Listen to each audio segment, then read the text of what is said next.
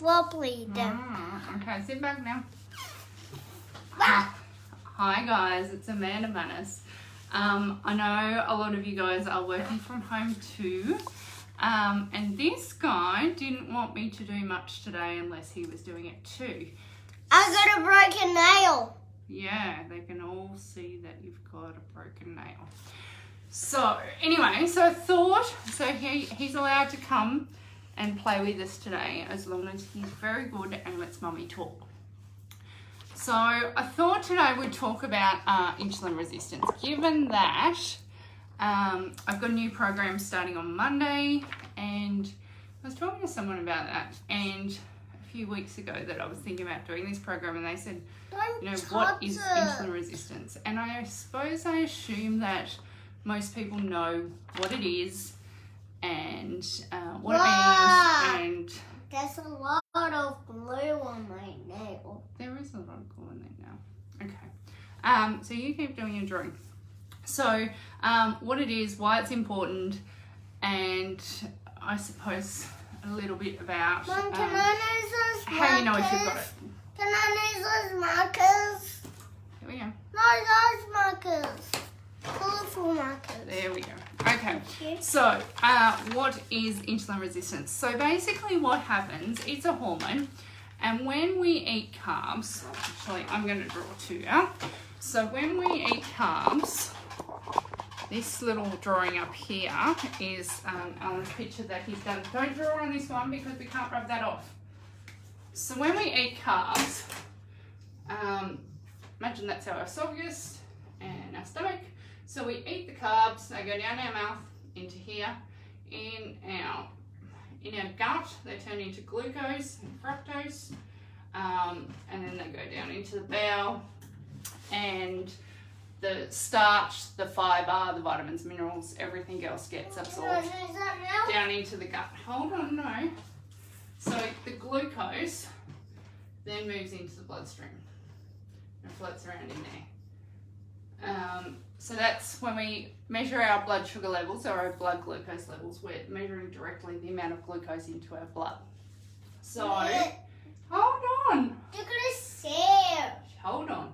So then we've got the insulin. As soon as the carbs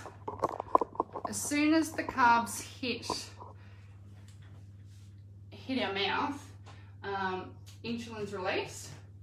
So the insulin and the glucose kind of have to join together.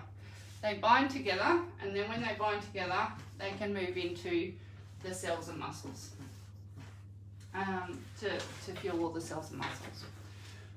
So what happens in insulin resistance is these two don't join up straight away. They take a little while.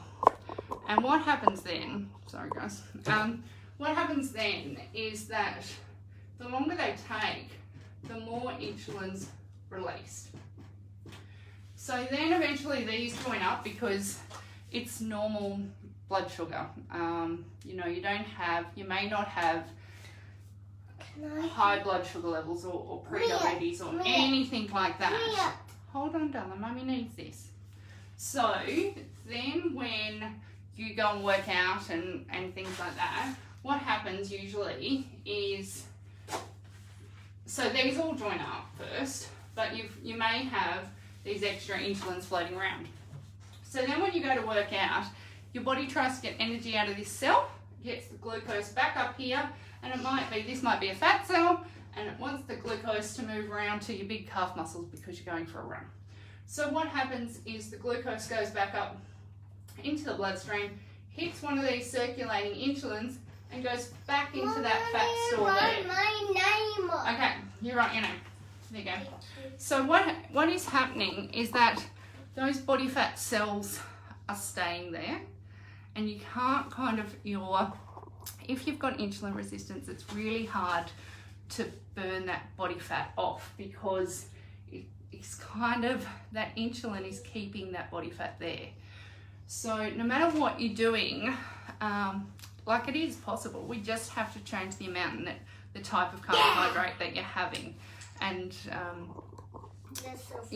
just work out kind of how that's going to work for you and what else is going on. But usually it's the amount and the type and the timing and the load of the carbohydrate. So that's basically what insulin resistance is. It's not diabetes. You can have completely normal blood sugar levels. So when you go to the GP, they often say, oh look, your insulin will be fine, you know, we're doing all the normal tests and you know, your blood sugar levels are fine. So even if your blood sugar levels are normal, it's useful if you're not losing weight the way you think you should. If you've gained weight very rapidly and you're doing everything that you think you should be doing to get that weight off, but it's not shifting, then you might be insulin resistant. If you get really hungry, like really super hungry after eating, that could be a sign of that. If you feel like you get really tired quite easily, if you're, you know, if you exercise quite a lot but you notice that the body fat's not moving, yeah, so there's a few things. Usually the only really way to know is to get a blood test from your doctor, and that needs to, you know, you need to ask for an insulin test. So they often say, yeah, we've done all the bloods, everything's fine, but actually they don't routinely check your insulin levels. And your insulin levels, I've had a few clients that have gone and had their insulin levels checked with their doctor, and their doctor hasn't actually asked them to fast for that test. They've just said, yep, you can go and get it done now. I had one client recently who actually had a coffee in her hand when she was seeing the doctor, and they sent them straight there. So that, imagine that. So you've just had some, you know, a milk-based coffee, there's carbs in your coffee, that's triggered your insulin straight away. It's going to be up. So those tests aren't valid. You need to have them fasting, and that's not, you know, it's really good if you make sure that that's, yeah, they're fasting tests. Not all the doctors are actually making sure that you're fasting before those insulin tests, which is a shame because you're wasting your time. You're wasting their time. So if you are having trouble, you know, losing weight and you don't understand why all of a sudden you've packed on a weight quickly, that could be the reason.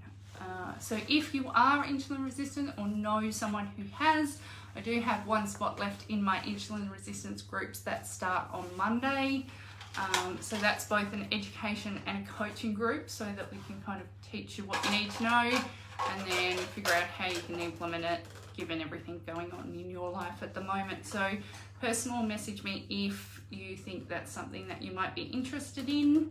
And thank you for your patience today. Well, I had a pin earlier. You had a pin earlier, yeah. So he had his flu injections, so he's all good to go back to preschool tomorrow. Yeah. I'm going back to morning school. Yeah, okay. Well, catch you later, everyone. Bye. Bye.